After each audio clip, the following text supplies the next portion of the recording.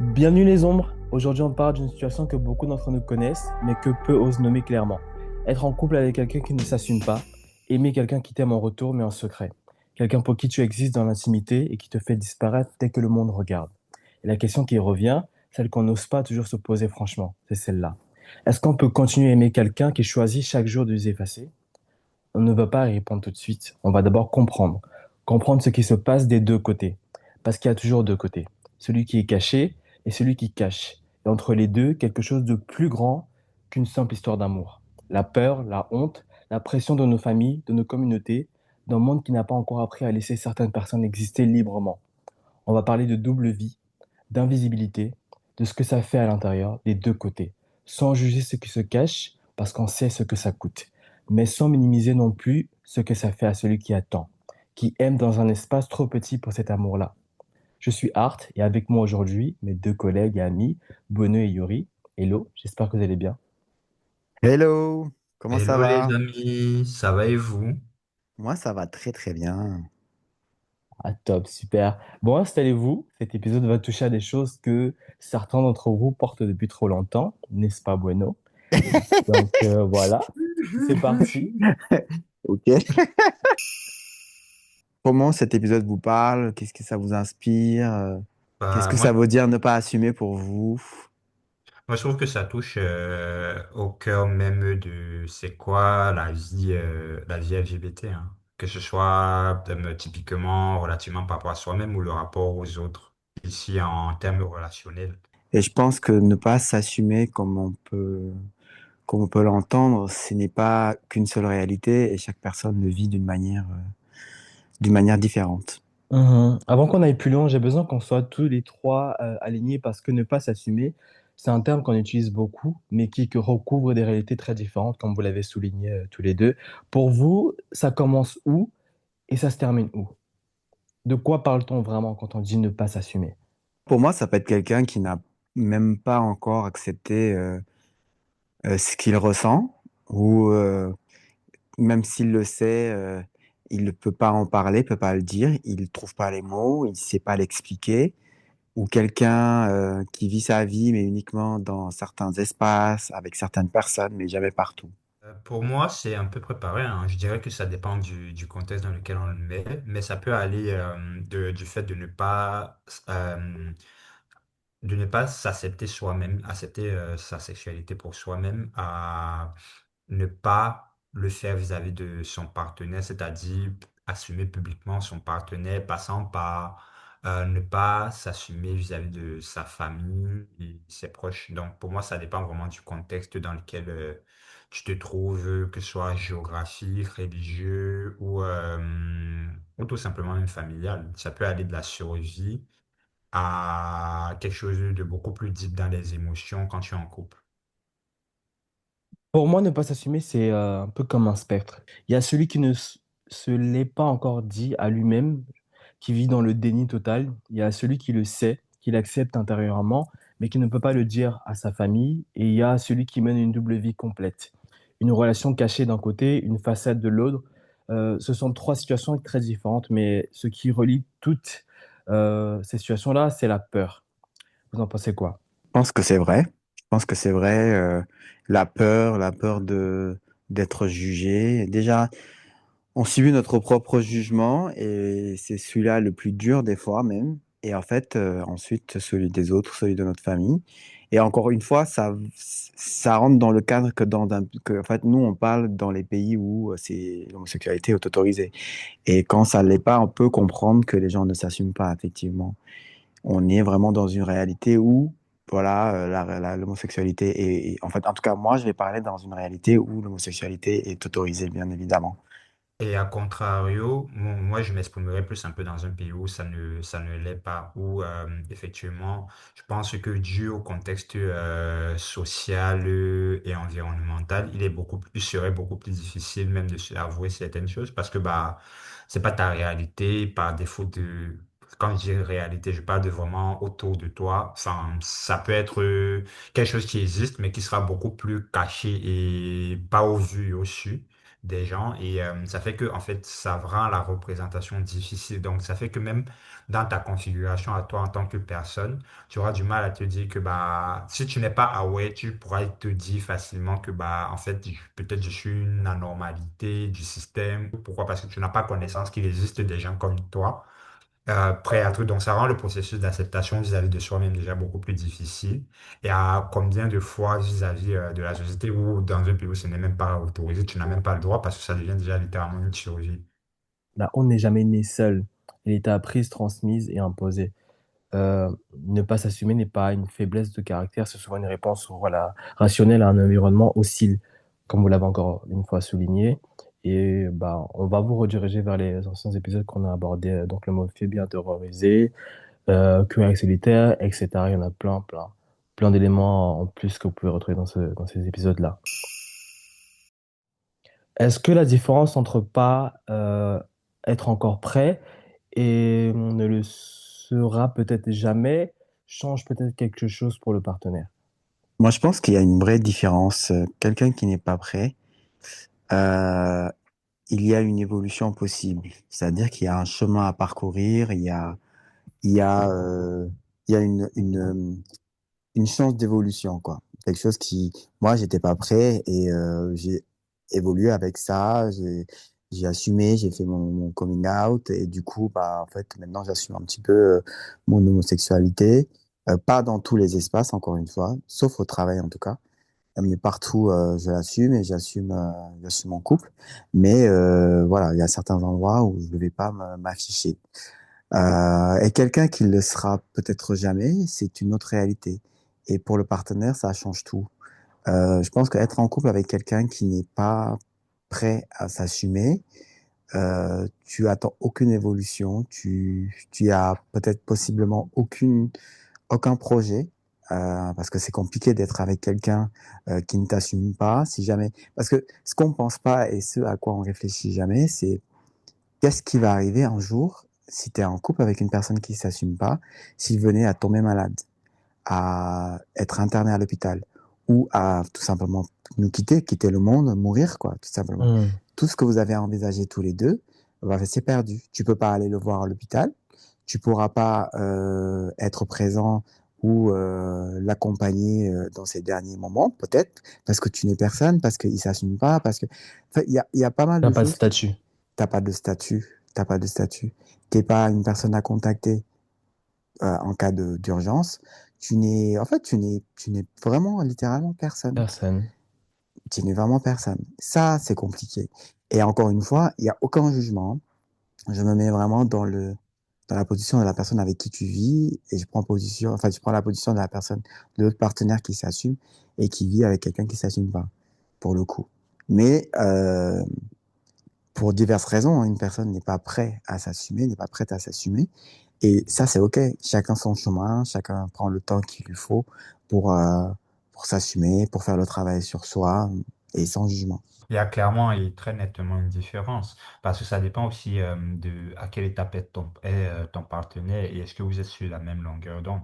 Si vous n'êtes pas sur la même longueur d'onde, ça peut être compliqué parce que je prends des cas précis. Ces deux personnes enfin, qui se disent que bon, ils n'ont pas besoin d'entrer dans une phase où publiquement ils ont besoin du regard sur eux, sur leur relation et de que les gens le sachent publiquement et tout. Bon, j'ai envie de dire que ça ne causera jamais aucun problème. Mais s'il y en a un qui est ouvertement peut-être out et qui, bah, il est normal et naturel de pouvoir se dire que j'attends que mon partenaire m'assume un peu plus, tu vois, et que bah, je puisse vivre cette liberté-là avec mon partenaire parce que je ne souhaite pas être un secret, qu'on me renvoie un peu dans quelque chose que j'ai déjà connu, que je suis moi-même sorti, un placard.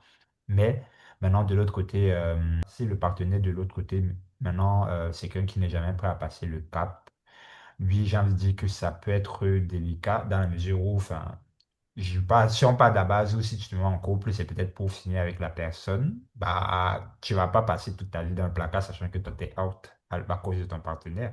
Si maintenant, c'est quelqu'un qui est prêt à passer des étapes et des étapes pour que bah, le processus d'acceptation le fait de s'assumer, d'assumer sur plusieurs cases, comme Bruno l'a dit tout à l'heure, bah, je pense que c'est beaucoup plus facile parce que tu sais que bon, ça peut prendre du temps, mais au moins, tu n'es pas en train d'attendre dans le vide, quoi.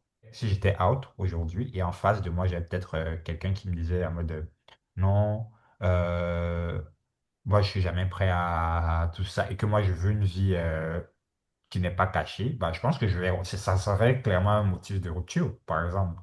Tu vois, clairement, parce que bah, si moi, j'estime que je veux plus être caché et que toi, tu veux persister à l'être, je comprends très bien, mais pour autant que si j'ai déjà fait un chemin et je ne me vois pas revenir dans une case, même dans un couple, où je suis un peu comme si bah, je dois cacher des informations, je dois truquer et tout, bah, j'aurais rompu, vraiment, et que bah, chacun aille là où il se sente le plus à l'aise, en fait. En fait, Tu dans vois. un cas, tu attends quelque chose qui peut arriver, dans l'autre, tu attends quelque chose qui n'arrivera pas. Et le problème, c'est qu'on ne sait jamais dans lequel des deux cas on est. Et parfois, la personne elle-même ne le sait pas non plus. C'est ça qui est épuisant. Pas l'attente en soi, l'incertitude de l'attente. L'espoir peut devenir une sorte de piège. On reste parce qu'on croit que ça va changer. À un moment, le partenaire commence à construire sa vie autour d'une promesse qui n'a jamais été faite. L'amour ne suffit pas toujours à combler l'absence de certitude. Après, l'amour aussi peut suffire pour justement te donner, te galvaniser et aller de l'avant, te dire que voilà, pour cette personne, je suis prêt à affronter les gens, ma famille et tout. Ça peut arriver. Il y a des gens qui sont comme ça. Mais Après, jusqu'à quel point? mais encore une Mais fois, ça aussi, à dépend. quel prix? Au prix À, du bonheur de l'autre aussi. à Parce quel qu'il faut prix? quand même Oui, le dire.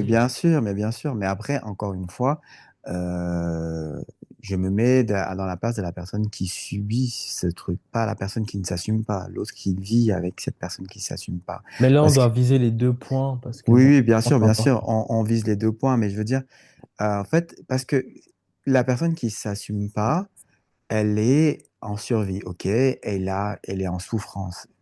D'accord, très bien, on sait tout ça.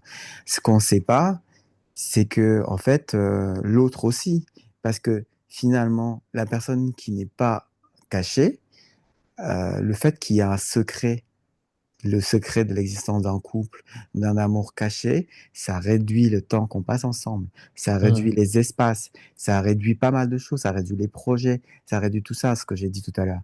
Mais le problème aussi, c'est que Si elle rénove, du coup, bah, que l'autre il soit saoulé à un moment donné et se dise qu'il veut rompre. oui, mais en fait, quand il y a de l'amour, c'est pas facile de partir comme ça. Et puis surtout, tu vis avec de l'espoir que ça change, comme Arthur disait, tu vis avec l'espoir qu'un jour, euh, cette personne aille de l'avant. Et en fait, ça dépend aussi de l'implication de l'autre dans sa famille. Tu vois? Hmm. Si la personne qui ne s'assume pas est très famille, ça va être très difficile. Ça va être très difficile. Et ça peut être très long. Le fait de, le changement peut être très très long. Si la personne n'est pas du tout famille, là, ça peut aller encore. Tu Mais vois, qu'elle a parce quand même un conflit avec elle-même. oui, mais son conflit est avec elle-même, ça c'est sûr. Et en fait, je pense que là, pour le coup, bah, c'est autre chose. Mais je veux dire, il y a quand même cette, comment dire, la personne est plus présente du coup. Parce que imaginons, tu es très famille, ça veut dire que tu pars parce que tu as une communion, parce que tu as un baptême, parce que tu as un mariage, parce que tu as un ci, et que tu pars toujours tout seul. Tu pars toujours tout seul, tu pars toujours, tu laisses toujours ton copain, en fait, la personne avec qui tu es, parce que tu ne veux pas dire que tu es homosexuel, tu l'assumes pas, tu t'assumes pas. Et en fait, cette personne va tout le temps se retrouver seule. Et si en plus tu as une vie sociale très remplie, c'est-à-dire que tu as des amis par-ci et par-là, tu dois les voir, enfin, ça réduit pas beaucoup d'espace, ça réduit beaucoup d'espace et ça réduit beaucoup de temps en fait pour l'autre. Finalement, vous voyez que genre le soir, quoi, tu vois ce que je veux dire? Tu l'assumes pas au travail, tu l'assumes nulle part. Donc, ça réduit beaucoup de choses en fait de pas assumer. Et encore une fois, le jugement n'est pas le fait de pas assumer. Je parle de l'impact que ça peut avoir dans un couple et de l'impact que ça peut avoir la personne avec qui tu es. Mais qu'est-ce que ça fait au partenaire? Là, tu vas essayer un peu d'aborder ça dans le sens de l'autre personne qui est concernée. Mais concrètement, au quotidien, ça ressemble à quoi? Ça ressemble à, en fait, si tu veux, l'autre partenaire, il existe en fait, que pour les bons moments. Tu ne t'engages dans rien.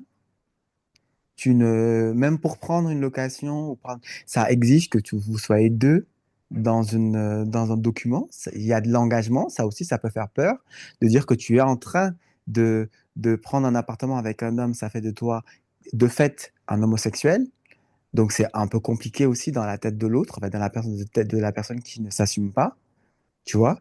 Tu n'es pas vraiment présent dans les décisions qui pourraient faire avancer le couple parce que tu as peur, encore une fois, de l'engagement. Parce que le fait que tu ne t'assumes pas veut dire aussi que tu te lances pas vraiment dans un vrai couple, que tout est éphémère, que ça peut finir du jour au lendemain. Parce que c'est ce que tu espères. Tu vois, même si tu es amoureux et que tu aimes et tu t'attaches à la personne avec qui tu es, bah, en fait, tu espères aussi que ça se termine parce que finalement, si ça devient trop sérieux ou que ça dure dans le temps, ça voudrait dire que tu es vraiment quelqu'un d'homosexuel, en fait, et que tu vas vivre dans ça. Il y a ce truc-là dans l'esprit de la personne qui ne s'assume pas, de se dire que ça va passer. Hmm. Vivre un peu dans le mensonge. Et si on se met dans la place de la personne qui s'assume, est-ce que c'est pas devenir un peu complice d'une histoire qui te blesse? Le pire, c'est que on finit par trouver ça normal, par Bah, minimiser, par se tu, dire que tu- c'est suffisant, alors que non. Après, pour amener un peu le relief, il faut aussi savoir qu'il y en a qui ça ne dérange vraiment pas que eux soient Mhm, un c'est ou plusieurs possible, partenaires. Oui, oui, oui, oui, bien sûr. bien Mais en sûr. même Tu temps, vois pas. ça dérange pas. Ça dérange pas, c'est vrai. Il y en a qui sont vachement patients, qui attendent et qui. Mais est-ce que Mais c'est même vraiment le au-delà de la cas? patience, en fait, je pense que même en termes de mélange, il y en a qui se disent tout simplement que bah en vrai, ça c'est la vie de mon partenaire, c'est pas la mienne, tu vois. Si on doit sortir ensemble, on a nos moments à nous, on a un truc. C'est pas tout le monde forcément, même étant out, qui se disent qu'ils veulent forcément un partenaire qui lui aussi l'est. Ou tout. Parce qu'en soi, ça peut aussi être en lien avec la discrétion de l'autre, le fait que peut-être la personne se dit que de toute manière, ça ne change rien sur le fait que bah, leur relation, c'est leur relation, tu vois. Mais moi, je trouve que ça peut être un brin quand même dangereux sur un point de vue émotionnel si tu veux faire des projections. Pas le Mais problème, en fait. imaginons que vous viviez ensemble tous les deux. C'est-à-dire que dans ta maison, tu Mais comment peux. vous arrivez déjà à vivre ensemble si vous faites des projections sur quelque chose Mais ça existe. Il y a des gens qui sont. Il y en qui a est un éventuel? qui n'est pas assumé et l'autre qui vivent ensemble. Ça existe tout à fait. Ça existe. Il y a des Ok. gens qui sont comme ça. Mais le plus difficile, c'est que ça veut dire que bah comment tu fais pour gérer les gens qui veulent venir te voir? Comment tu veux, en fait, si t'es famille, L'autre comment doit tu se cacher fais? à chaque fois. Bah Tu oui, peux aller faire un tour, bah oui, tu peux les revenir plus appels tard. téléphoniques où tu reçois un appel que tu peux pas vraiment parler, ou l'autre tu vas lui demander d'être plus discret parce que tu reçois ta mère ou ton père au téléphone et que tu dois discuter. Tu vois, c'est quand même difficile, c'est compliqué. Et ça, c'est quand même un exercice qu'on demande à l'autre de faire sous réserve que oui, moi je risque beaucoup, pas toi. Et enfin, je veux dire, il y Mais du a coup, c'est ça, tu deviens complice de ce mensonge. oui, mais tu deviens complice de ce mensonge, effectivement, tu deviens complice, mais tu n'as pas le choix. Oui, En fait, par tu as amour. le choix. Apparemment, tu acceptes, tu peux partir aussi. Tu peux quitter et partir et dire que. Amour. Hmm. Mais si tu tiens à la personne, pour toi, c'est un détail, mais c'est un détail qui te coûte un peu plus tous les jours. Parce que, encore une fois, si tu as envie de te projeter avec une personne que tu aimes, de construire quelque chose, bah, tu es obligé, en fait, de demander à l'autre de s'engager un peu plus. Moi, Tu je vois? pense que l'invisibilité constante dans ce genre de situation qu'on a C'est une cité violence. crée une forme d'effacement progressif de soi. C'est une Où petite violence, moi, je dis. on commence à se demander si on mérite mieux, même, je pense, en tout cas si je prends mon cas personnel. Et parfois, on finit par croire que, bah non, en fait, que tu t'habitues dans ce genre de cas. Les petits renoncements quotidiens comme ça, même si tu fais par amour, ça va s'accumuler sans qu'on s'en rende compte. Et tu vas arriver à un point, bah, soit de non-retour, soit bah, ta relation ne va pas durer et va se terminer. Bah, un cas assez simple. Imaginons que tu es en couple avec quelqu'un qui est dans les études, vous vous êtes rencontrés et tu es là, qui s'assume pas et tu étais là derrière lui quand il a eu des coups de mou, quand il a eu des moments difficiles, tu l'as encouragé, et le mec, du jour au lendemain, il a son diplôme. Remise de diplôme, il invite ses parents, mais toi, tu peux pas venir. Hmm, C'est hyper compliqué, c'est hyper frustrant pour la ça personne fait qui t'a mal. tout le temps soutenu, qui a été là pour toi, qui sait ce que tu as vécu pour avoir, sait ce que ça t'a coûté d'avoir ce diplôme, mais qui peut pas le célébrer avec toi. Ça, c'est quand tu aimes une personne, c'est dur de pas célébrer les victoires avec la personne. Oui, mais clairement, c'est pour ça que au début, je parlais de mise au point, tu vois. Et pour moi, en fait, pour accepter de se mettre vraiment dans une situation où tu choisis de volontairement vouloir déjà partager une suite avec, avec le partenaire, pour moi, il faut un point. Après, ça peut être ma conception personnelle des choses. Ouais, mais le point, Ouais, ça suffit mais pas. parce que sinon, On a beau fixer les C'est- c'est- objectifs, c'est- fixer c'est- les lois, mais c'est difficile. À un moment donné, Attends, je suis, s'il tu te vas plaît. vouloir demander plus. Ouais, excuse-moi, vas-y.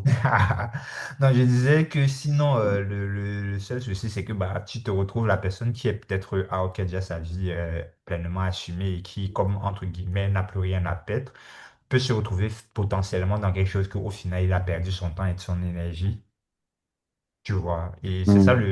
le danger, en fait, pour moi, Mhm. là-dedans, si les choses ne sont pas mises au point. Le problème n'est même pas réellement, est-ce que un est out et l'autre ne l'est pas? Est-ce que l'autre est assumé et l'un ne l'est pas? Le truc, c'est l'accord entre les deux sur le fait que, bah, est-ce que ça vous va? Tu vois, en fait. Oui, bien sûr. En fait, vous pouvez, dès le début, ça va à tout le monde, hein. Dès le début, on est tous d'accord, voilà, on a des règles, on a tout, mais à un moment donné, ça évolue.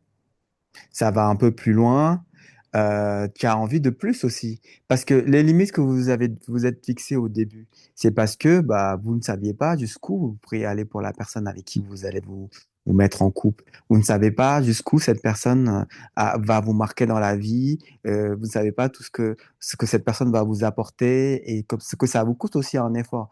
Au début, bah, on ne sait pas de quoi est fait demain. Donc, effectivement, on va poser les points qui va un peu, c'est un consensus qui va un peu satisfaire toutes les parties.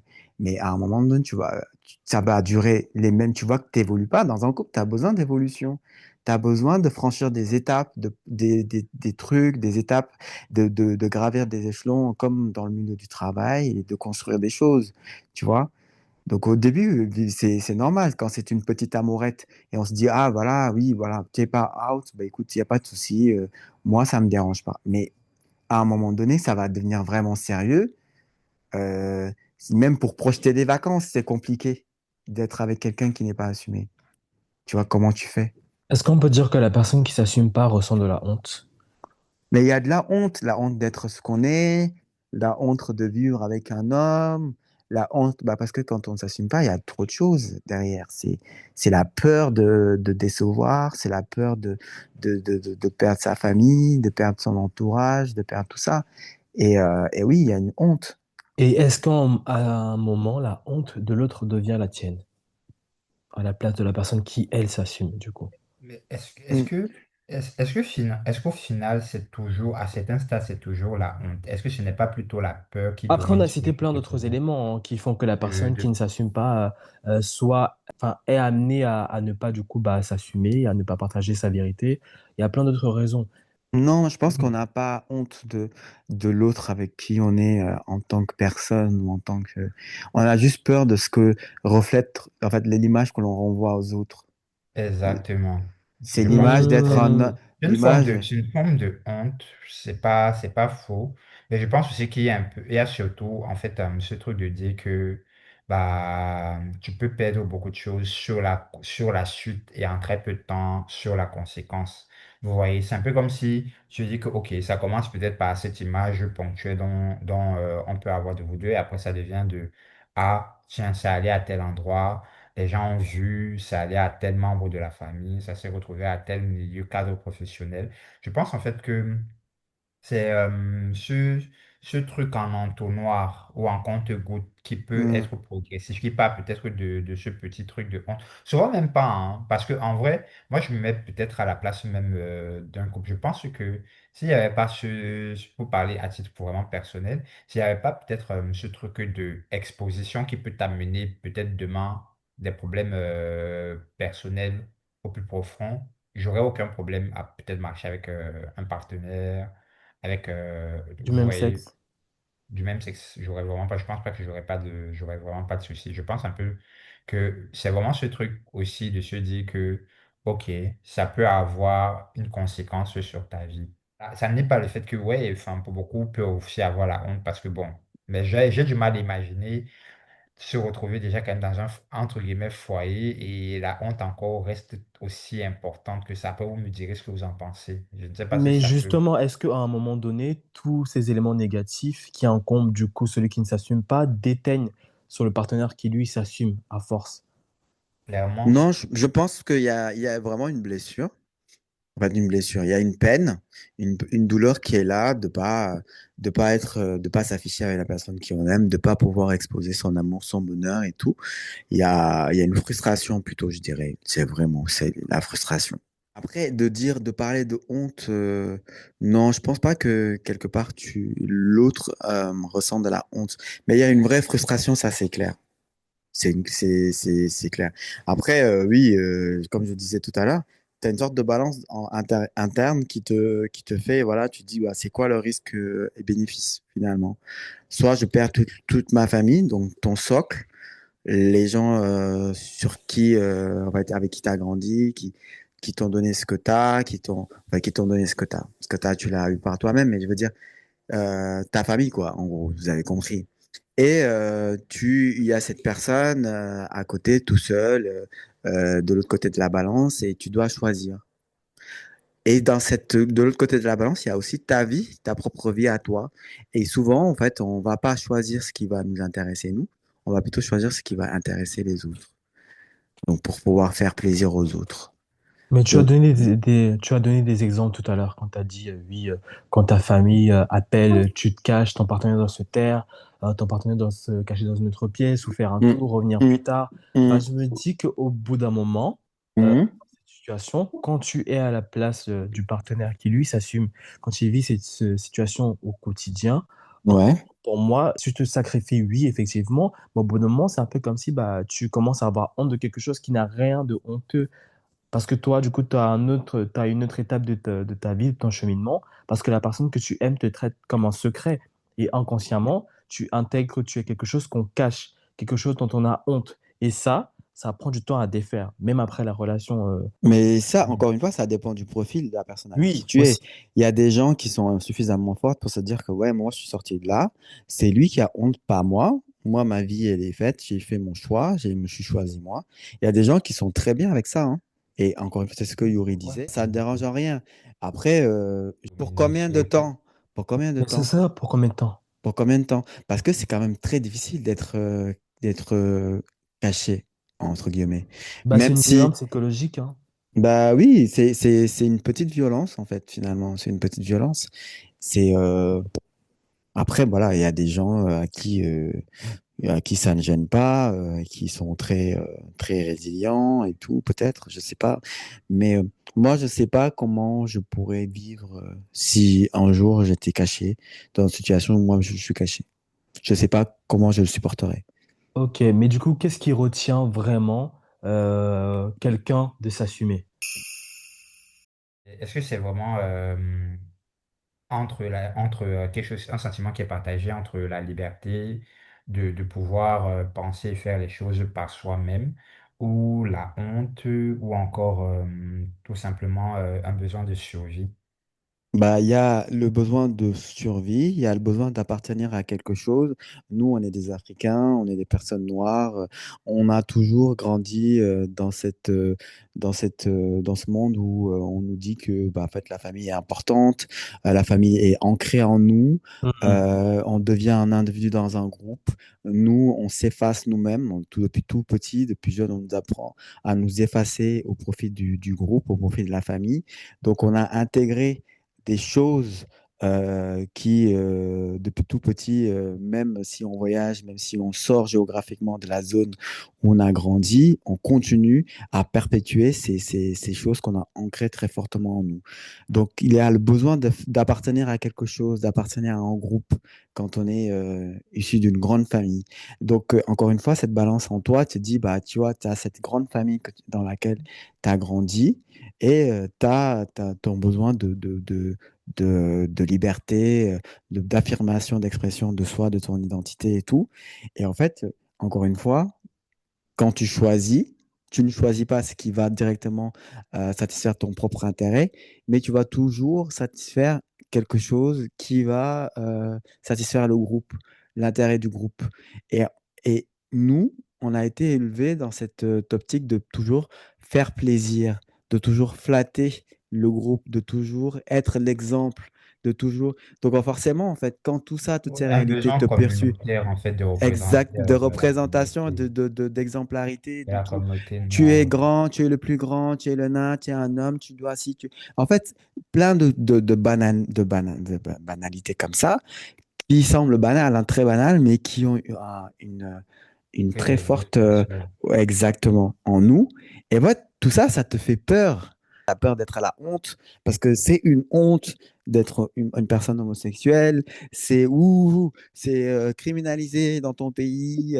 C'est des gens, voilà, il y a des gens qui sont battus pour ça. Mais tu te rends pas compte, un homme qui couche avec un homme. En fait, tu as tout ça qui résonne dans ta tête, Mais, qui fait que, tu sais, au-delà de ça, il y a ce truc de jeter le déshonneur sur une famille, hein. bien Parce qu'en fait, c'est sûr, même pas que, parce que de ce que j'ai pu remarquer, c'est même pas que tant que ça qu'on se soucie, même dans ce genre de contexte, on se soucie même tellement de toi, hein. C'est plus la peur de souiller la famille, de comment la famille l'image, sera vue. l'image. C'est plus l'image de marque, en fait, Exactement, c'est ça. que toi-même, ce que tu fais de ta vie, hein, en soi. Donc, et ça, là, tu sais que, vous savez que pour les Africains, il n'y a rien de pire que de déshonorer, de jeter le déshonneur sur une famille, de jeter la La honte. peur que ta mère ne te regarde plus pareil, que ton Mais père ne oui, te parle plus, que bah ta oui, communauté te rejette, c'est C'est ça, existentiel. elle devient la mère de qui, la mère d'un homosexuel, tu vois. bah On oui, parle on en fait sait de tous, l'identité entière Tant d'une de personne qui est en choses. jeu. on Ouais, sait tous c'est ça. ce que c'est d'être la maison dans laquelle vit, ah, ici vit un homosexuel, ah, ici tel C'est ça, c'est homosexuel, ça, hein. c'est ça. Non, donc Du coup, j'ai l'impression qu'ils sont plus Le regard soucieux des autres. bah du oui, en regard fait, des tu es autres plus que même de soucieux ce du que... traitement que, exactement, du traitement que va recevoir ta propre famille à la suite voilà, de l'annonce de ton identité sexuelle que de toi-même, finalement, en fait. Tu penses Ah, à ta pauvre mère, son petit cœur, quand elle va apprendre que son fils est homosexuel. Est-ce qu'elle va pas mourir? Oui, il y a plein de choses dans ta tête qui font que tu retardes l'échéance tous les jours, tous les mois, tous Moi, je les pense ans. qu'elle va pleurer si c'est pas ce qu'elle avait imaginé pour toi. Elle va faire son deuil, mais elle va aller très bien. Oui, Elle bien va sûr. survivre. Mais bien sûr, comme ça a On été peut pas continuer à mon vivre cas, par rapport aux attentes de nos comme, proches. comme ça a été mon cas, moi je pensais que voilà, moi j'allais être voilà, on va me après, jeter le pauvre. ça Ça- dépend des parents, hein. Moi, oui, je ça connais des dépend. parents qui ont fait littéralement des arrêts cardiaques quand ils ont appris. Oui, C'est pour vous oui, dire. oui, ça dépend des Donc, parents. Ouais, ça Mais ça, dépend des qu'est-ce que parents. tu se peux y sont retrouvés faire? à l'hôpital avec des AVC, hein. Mais Mais je veux dans pas tout, paraître insensible, mais ça, que c'est pas ton fait, en fait. oui, oui, mais le problème, c'est que finalement, tu vois, tout le monde va t'accuser d'avoir voulu tuer ta mère ou ton père parce que tu es homosexuel. C'est ça, en fait. Et je crois que c'est vraiment au-delà du fait, ce n'est même pas, parce que souvent on a tendance à croire même que le problème ici, pour nous les Africains, se limite à nous, hein. Mais le problème, c'est juste la projection que la famille a fait sur nous et les espérances qu'elles ont à travers nous, et ce qui Mhm, peut enclencher de mhm. briser tout ce fardeau-là. Le problème n'est même pas, moi j'ai remarqué que dans notre génération, le problème n'est même pas en soi comment toi tu te perçois toi. Ça peut être là, c'est vrai, mais c'est pas un problème majeur. C'est vraiment je pense que si on était dans un monde où tu vis seul, peut-être tu es toi-même, tu es le responsable de ta propre vie. Tu vois, si je peux dire ça comme ça, tu es peut-être le propre responsable de ta propre vie à tous les niveaux. C'est un peu comme si tu vis, tu es toi seul là, dans ton monde, tranquille et tout. Je pense en vrai, beaucoup seraient beaucoup plus tranquilles et pourraient faire ce pas que de s'assumer totalement à tous les niveaux, tu vois. Mais Mais c'est clairement, le fardeau inconscient qu'on te fait naître avec cette responsabilité familiale, cette responsabilité sociale en lien sur le fait que tu dois être fier parce que tu viens d'une famille fière, tu dois être ceci parce que tu viens. Et le fait que tu sais que bah, le peu de choses que ça représente toi à ton niveau, ça peut envoyer beaucoup de personnes à l'hôpital d'un coup, par exemple. Tu vois, parce que pour le coup, les histoires que je vous dis est vraiment réelle. Alors moi, je connais des familles où, quand le papa ou la maman a su, elle a fait littéralement un infarctus du myocarde, tu vois, ou elle a fait un AVC. Donc, et ils sont retrouvés à l'hôpital. Donc, tu te dis, ça c'est... Et tu sais que ça n'a pas un lien avec ce que l'enfant fait. Parce que ça doit être peut-être être ça aussi soucieux. Tu sais, les parents sont souvent soucieux. Vous savez, les parents sont souvent soucieux et tout. Mais au-delà de Mais ça, je pense que je les pense parents, que si surtout ce dans nos pas communautés, sont surtout soucieux du regard extérieur. Et déjà, tu vois, non. Donc, qu'est-ce qu'on va dire de mon fils? Qu'est-ce qu'on va dire de ma famille? Qu'est-ce qu'on va dire de moi? J'ai raté l'éducation, je vais être la honte, je vais être la risée, je vais être ceci, je vais être cela, je n'oserais pas me regarder en... Parce que c'est perçu pour eux comme un échec éducationnel. Je pense aussi que l'homophobie intériorisée dans ce genre de cas joue beaucoup. On en a déjà beaucoup parlé. Si vous voulez l'écouter, il est disponible partout sur les sites de streaming pour plus de détails. Et chez certaines personnes qui ne s'assument pas, c'est parce qu'elles n'ont jamais vu un modèle de ce à quoi ressemble une vie assumée et heureuse. Certes, la peur n'excuse pas la blessure causée, mais dans ce qu'on vient de dire, elle l'explique. Est-ce que le fait Ouais, d'être noir, est-ce que ça pèse différemment dans ce genre de cas? mais bien sûr, pour les raisons qu'on a déjà évoquées, tu vas voir, pour revenir un peu sur la famille, moi, pour moi, la famille, c'est la première des sectes. Là, non, mais, non, mais c'est clairement ça pour moi. Bah, il y a des bonnes familles, il y a des familles, voilà, il y a des familles où ça se passe bien, très saines et tout. Mais dans toutes les familles, t'as des histoires un peu louches, t'as des histoires un peu sombres. Ok. Mais tu vas voir dans une même famille, ton père ou ta mère va venir te voir. Faut pas que ton cousin soit meilleur que toi. Faut pas que ton cousin ait plus que toi. Faut pas que ta cousine se marie avant toi. Faut pas que ton... Tu vois, il y a cette concurrence malsaine qui existe déjà dans la tête, qu'on fait grandir dans la tête des enfants, dans la tête des enfants, et on pose sur les épaules de ces petits l'image et l'honneur de toute une famille. Hmm. Tu grandis avec ce poids-là déjà. Tu vois, on t'apprend pas à partir léger. On t'alourdit, on te laisse pas avec les incidents de nos parents sur le dos. Eux-mêmes, ils n'ont pas pu faire mieux, donc ils veulent passer par nous pour atteindre et pour vivre par procuration notre bonheur et nos victoires et tout ça. Donc, à un moment donné, à un moment donné, tu vis pour toi. C'est pas facile, c'est clair. Et tout ça, c'est pour une personne qui se sent financièrement indépendant, économiquement indépendant, à un moment donné où tu sens que là où tu es, tu n'es pas toi, prends le large. Mais Prends le large. C'est c'est facile à facile. dire. C'est C'est facile à facile dire. à dire, mais comment tu C'est... fais pour t'affranchir? La vraie question, c'est comment tu fais pour t'affranchir de tout ce fardeau, comme tu vois, même si tu l'as si bien dit, que tu n'as rien demandé, tu es né avec et on t'a fait grandir avec, et plus tu évolues, le fardeau devient de plus en plus grand, passant par les études, arrivant jusqu'à l'âge où tu dois peut-être te marier, ou on attend des enfants. Tu vois ce que je veux dire? En fait, c'est un peu comme si il y a des sacs qui s'ajoutent au fur et à mesure, au fur et à mesure. Mais bien sûr. Mais après, ces sacs-là, une fois que tu en prends conscience, c'est à toi de les déposer. C'est à toi de les déposer. C'est facile à dire oui, c'est très facile à dire, mais tu les déposeras au fur et à mesure parce que tu vas te prendre des claques dans la vie et tu vas voir que tu es tout seul avec toi, tout seul. Déjà, tu as le secret de ton identité qui t'isole. Tu ne peux pas en parler. Tu peux pas en vivre. Tu peux pas l'exposer. Tu peux pas l'exprimer. Tu vis en plus avec le jugement intérieur, ton propre jugement. Tu es prison de tes propres jugements. Tu es là, tu n'arrives pas à aller de l'avant parce que tu sais que tu n'es pas là où tu as attendu. Tu ne peux pas y arriver parce que tu ressens pas ce que l'aspiration que les gens te portent sur toi. Tu sais que tu ne peux pas les assouvir, tu ne peux pas les satisfaire. Tu vis déjà avec un échec alors que tu ne t'es même pas encore lancé. Tu vois? C'est hyper compliqué. Si tu prends tout ça, tu déposes, tu dis ça, l'image, les aspirations qu'on me pose sur moi, ça ne m'appartient pas, ça les appartient à eux. Moi, je vais là où je peux aller. Je ne parle pas forcément de faire son coming out, je ne parle pas forcément de se former une famille, quoi que ce soit. Je parle des aspirations, juste. De dire que c'est pas à toi d'honorer la famille. C'est pas à toi de pallier aux échecs de tes propres parents.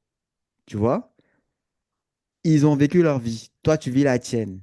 Je ne parle même pas de l'homosexualité, pour le coup. Je parle vraiment de la vie. En général, quand tu es des noirs, je pense que dans toutes les... Je peux m'exprimer comme ça pour avoir des amis qui viennent pas d'Afrique, mais qui viennent de communautés noires. Je pense que ça peut toucher toutes les personnes noires, LGBTQ+, même si on n'est pas LGBTQ+. Il faut s'affranchir des aspirations et des projets de nos parents sur nous. Déjà, on part un peu léger. En Après, clair, non, mais l'homosexualité, c'est clairement, autre chose. mais après, j'ai envie de te dire que dans l'échelle des valeurs familiales, on va pas mettre le fait que, par exemple, ton papa, il attendait que tu sois, je dis n'importe quoi, avocat et tu finis plombier à la même échelle que, bah, si il s'attendait naturellement, je mets le mot naturellement ici, entre guillemets, à voir que son enfant se marie, ait des enfants, ait des trucs. Tu vois ce que je veux dire? Tu sais très bien, vous savez très bien que dans l'échelle des valeurs, des normes africaines, vraiment, c'est vraiment la pire chose qui Oui, pourrait. Donc, on peut même laisser, je vais dire une dinguerie, mais on peut même laisser l'oncle qui allait faire des attouchements à je ne sais qui dans la famille, tout ça. Mais toi, étant LGBT, on peut pas. En fait, vous voyez que dans comment ils voient les choses, la perception des choses, c'est vraiment comme le dernier niveau de honte qui peut exister dans la communauté noire, littéralement. mais bien sûr, mais je suis d'accord avec toi. Mais en fait, quand tu es LGBTQ+, ça, c'est une condition. Mais tu as aussi la condition de fils, comme ce que tu disais là tout à l'heure. Ouais, on t'attend que tu sois médecin, tu as fini plombier. Même si c'est un métier très, très honorable, très, Oui, voilà, ça. Oui, bien sûr, sans les mais plombiers, nous ne sommes rien, voilà. hein. Pardon, faut Oui, voilà. pas. Donc, en fait, C'était juste un exemple oui, oui, pour bien le sûr. Mais en fait, tu es décalage. déjà une personne qui y a ces réalités-là, en fait, qui observe ces réalités. C'est-à-dire, on te dit, ah, tu devais être médecin, tu n'es pas médecin, tu es devenu tel métier. Nan, nan. OK, ça, c'est déjà, ça, c'est un point. Après, tu rajoutes, ah, à 30 ans, tout le monde, tu t'es pas encore, nanana, tu t'es pas encore marié. En fait, en tant qu'LGBT, tu as toutes ces intersectionnalités de, si je peux utiliser ce mot-là pour ce cas-là, d'attentes et d'aspirations que tes parents ont. C'est pas le fait que tu sois juste LGBT, c'est que tu sois LGBT, que tu aies déjà, que avant ça, que tu aies un bon travail, que tu aies peut-être voyagé ou non. En fait, tu as plein de trucs. Et tu dois penser à tout ça, en plus d'être LGBT, en fait. Et Je sais le pas si ça paradoxe, me... ou le truc le plus vicieux du coup ici, c'est que tu peux te retrouver même à avoir tout le reste, mais juste un seul élément qui est Bah, juste le fait suffit. d'être LGBT. Ça suffit Ça pour casse te... tout. C'est vrai, je dis que c'est un peu comme le truc qui ne se pardonne pas. C'est ça, c'est ça. Tu peux avoir réussi, tu peux avoir tout fait, Tu peux être irréprochable et... ailleurs, partout, irréprochable, mais juste ça, mais ça juste suffit ça. Voilà. à envoyer à quelqu'un de ta famille de faire un AVC. J'ai envie Mais de rajouter aussi que la masculinité chez les personnes noires est souvent construite sur des codes très rigides qui laissent peu de place à la vulnérabilité. La diaspora africaine et caribéenne porte des traumatismes collectifs qui rendent le regard communautaire encore plus pesant. Donc, s'assumer quand tu es noir peut vouloir dire perdre à la fois ta famille, comme vous l'avez souligné, et ta communauté.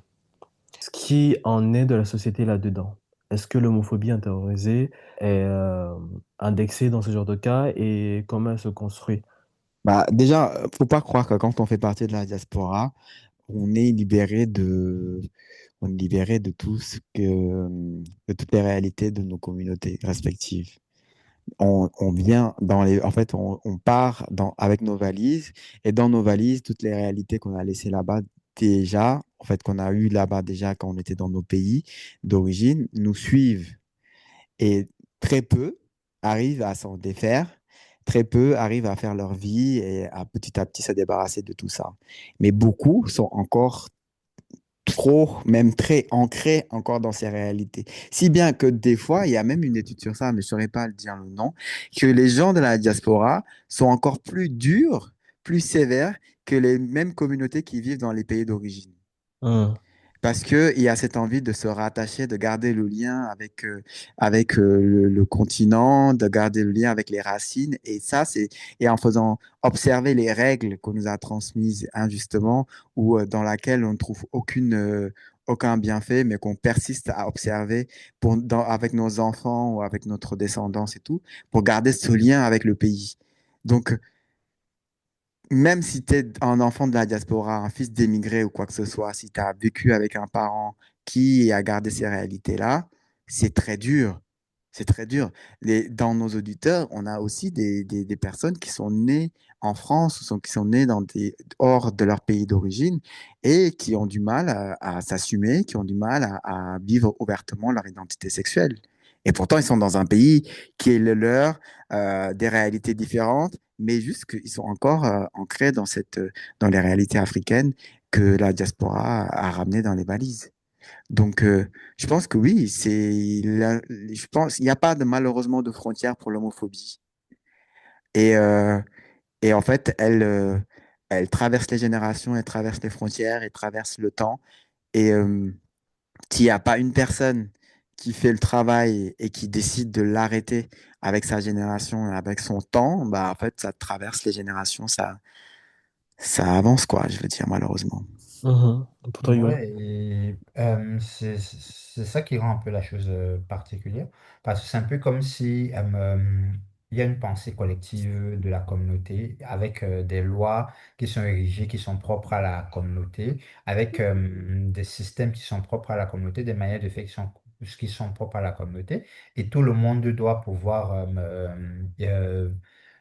les suivre, doit pouvoir y déroger sans pour autant les remettre en question. Et dès lors que tu échappes à certaines de ces lois, bah, on n'hésite pas à t'exclure avec des phrases toutes faites que ça, c'est pas chez nous, ça n'existe pas chez nous, ça ne se fait pas chez nous. Et c'est Mhm. paradoxal parce que on veut une communauté soudée, mais à la fois, on veut une communauté qui n'hésite pas à pratiquer l'exclusion ou la séparation quand tu ne sembles pas être en alignement avec les valeurs dites communes et collectives.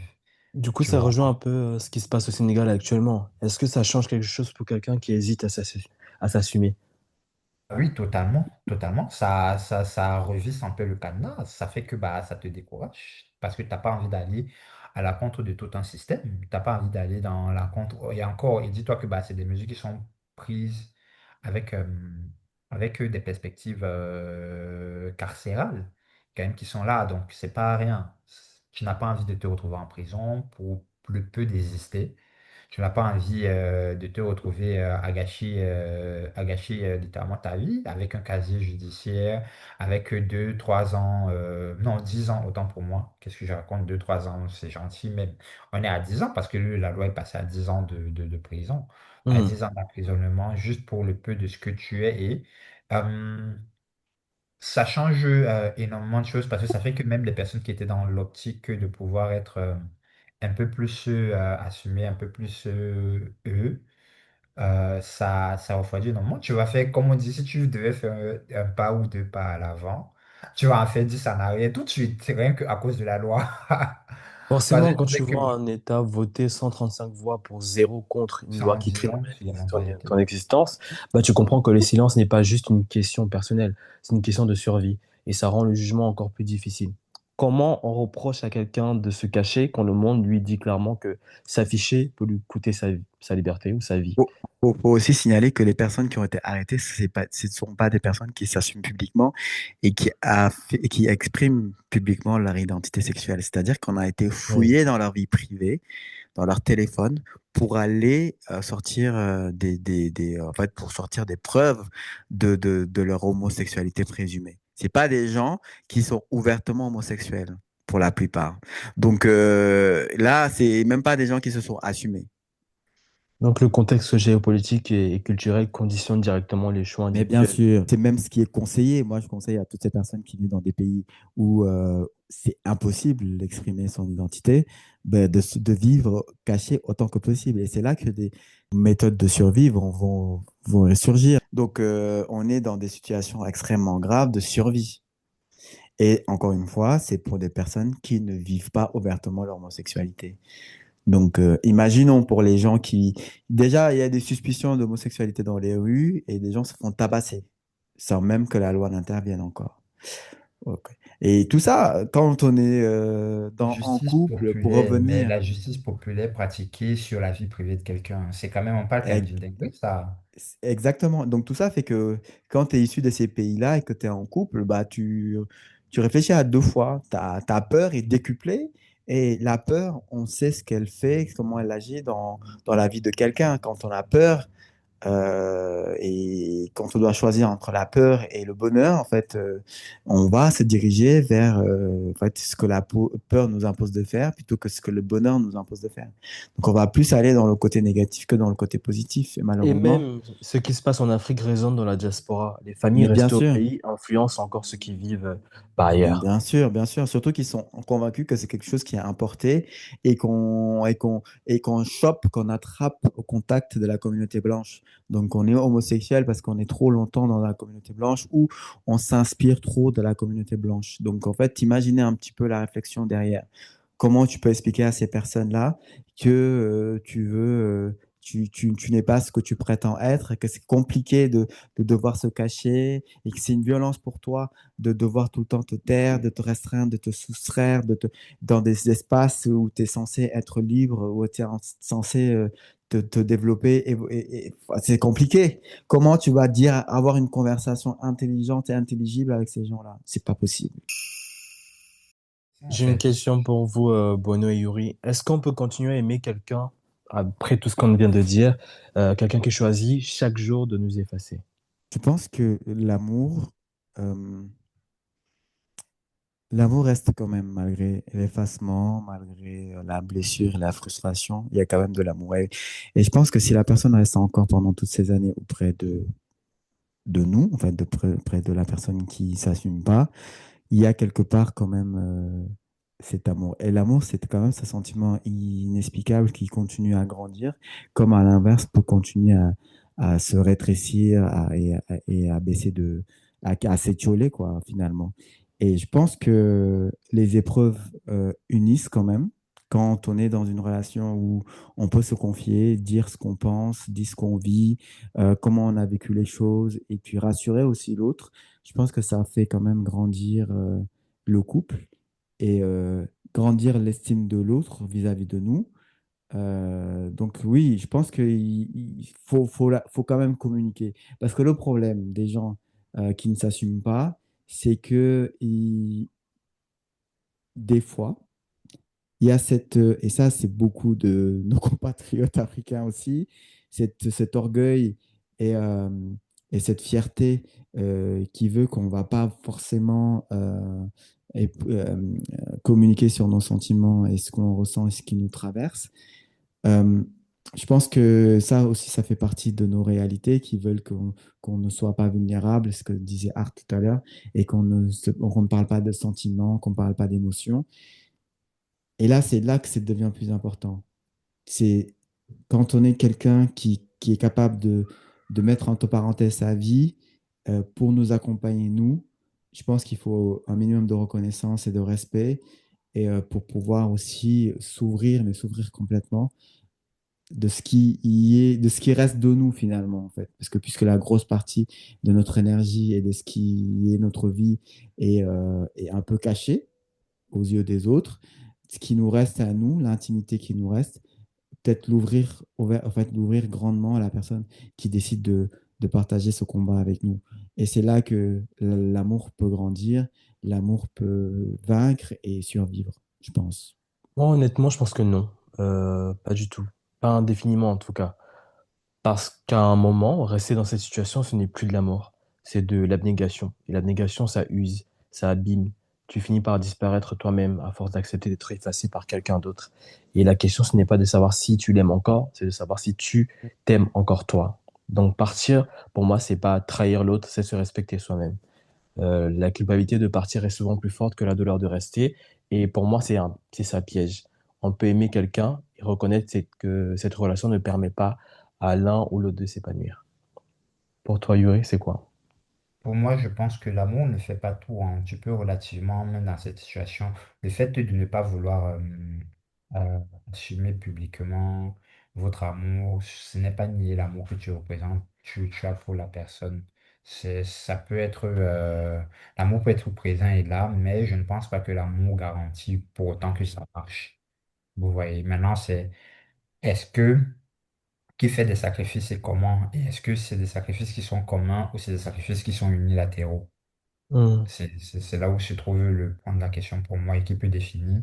La suite, c'est vraiment une affaire de penser à une projection et pas juste à l'instant présent. Comment on sort de là sans se sentir coupable d'avoir arrêté d'attendre? Sorti de là en se disant que bon, ok, j'ai pas ce sentiment d'avoir juste attendu en vain. C'est probablement se programmer déjà de base à se dire que, ok, même si ça ne donne pas ce que je veux, au moins je me concentre sur autre chose qui m'ont été apportées dans la relation, tu vois, me faire grandir à d'autres endroits, la découverte de trucs, ça m'a apporté une expérience différente, ça m'a permis de savoir ce que je veux, ce que je ne veux pas. Ça m'a permis d'anticiper sur les futurs, tu vois. Je pense un peu qu'il faut un reconditionnement de sa pensée. Moi, je pense que c'est très difficile quand on est dans l'attente de savoir quand il faut en sortir. Et quand on décide même d'en sortir, on se demande quand même si on n'est pas sorti un peu trop tôt. Et à aucun moment, on se demande si on n'est pas sorti trop tard. C'est souvent le trop tôt qui prime. Et, euh, et je pense que quand on est dans une situation où on est inconfortable, quand on sort, quand on décide déjà, quand on pense à sortir, c'est que c'est déjà trop tard. En fait, je veux dire que la sortie, elle devait se faire depuis longtemps. Parce que quand on est déjà passé par ce truc du coming out, en fait, du vivre caché, tout ça, et qu'on rencontre une personne qui ne s'assume pas, et que dès lors, on sait que c'est quelque chose une situation qui va pas forcément nous plaire ou qui va nous être inconfortable, je pense que c'est à ce moment-là qu'il faut décider d'arrêter et pas forcément de vivre un petit peu ou de tester ou d'essayer et après vouloir s'en retirer. Parce que là, déjà, l'attachement va se créer et c'est encore plus difficile de vouloir s'en sortir. Donc, pour moi, c'est quand une personne n'a pas forcément de problème avec ça, en fait, de vivre et d'être en couple avec une personne qui ne s'assume pas, on accepte, on avance et on voit là où ça va nous mener. Et on prend tout ce qu'il y a à prendre, on vit la vie comme elle vient et puis on avance. Si la personne fait son coming out, c'est bien, c'est très très bien. Si elle ne le fait pas, ça ne nous empêche pas d'être heureux. Ok, il y a des gens qui pensent comme ça, c'est très bien. Mais du moment où les traumas de la vie cachée nous ont déjà hantés, je pense qu'il ne faut pas vraiment tester d'être avec quelqu'un qui est en train de vivre ses épreuves à son tour. C'est parce que déjà, ça nous rappelle ce qu'on a vécu, mais en même temps, ça nous remet continuellement dans cette situation de vie cachée et surtout maintenant qu'on a envie de s'épanouir, de s'ouvrir, de fleurir à la vie et de vivre pleinement son identité. C'est ce que je pense. On arrive à la fin de cet épisode. Je pense pas qu'on ait tout dit et je pense pas qu'on puisse tout dire. Je pense qu'on a dit l'essentiel. Ce que je retiens de cet épisode, c'est que cette situation n'arrive pas par hasard. Elle est fabriquée par des familles qui conditionnent leur amour, par des communautés qui posent des conditions à l'appartenance, par des sociétés qui, comme on l'a vu durant plein d'épisodes qu'on a abordés, et aussi avec la situation au Sénégal qui criminalise l'existence de certains d'entre nous. Alors non, je peux pas juger quelqu'un qui se cache, mais je peux dire ça. Tu mérites une présence entière, pas un amour qui disparaît de que quelqu'un regarde. Et à ceux qui se cachent encore, ou à ceux qui ne parlent pas encore de la vérité, on ne vous juge pas, mais n'oubliez pas que ça coûte aussi à l'autre. Donc, merci à Bueno, merci à Yuri d'avoir participé avec moi sur ce sujet et on espère vous retrouver de nouveau pour le prochain épisode dans 2 semaines. Merci de nous faire vos retours, de suivre le podcast, de le partager autour de vous et merci de nous avoir suivis jusqu'ici. Et à bientôt. Merci beaucoup, à bientôt. Merci les amis. Merci les amis, on se dit à bientôt.